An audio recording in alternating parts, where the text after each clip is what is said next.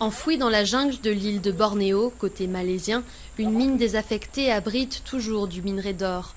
Depuis la flambée des prix du métal jaune, de nombreux travailleurs s'y aventurent de façon clandestine. Vous y allez et vous cherchez un endroit où travailler. Tout le monde joue des coudes pour trouver une place.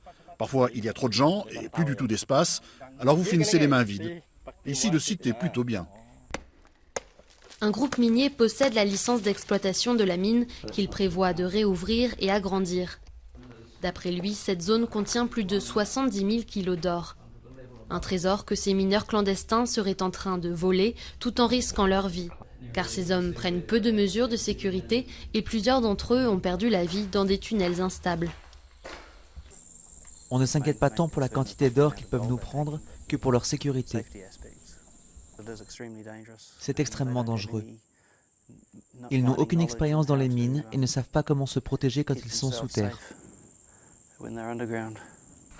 Le travail bien rémunéré est rare dans le Sarawak, l'une des provinces les plus pauvres de la Malaisie, malgré la richesse de ses ressources.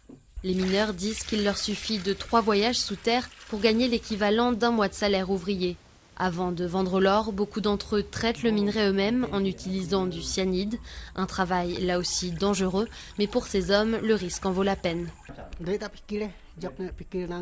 Je ne m'inquiète jamais de ce qui pourrait se passer. Vous pouvez mourir n'importe où, même si vous restez chez vous. Je prie simplement pour qu'il ne m'arrive rien. Le groupe minier intensifie ses mesures de sécurité dans la région, mais assure qu'il est impossible de contrôler une mine au beau milieu de la jungle. Et avec des prix de l'or toujours élevés, il y a peu de chances que ces mineurs abandonnent ce travail, certes risqué, mais très lucratif.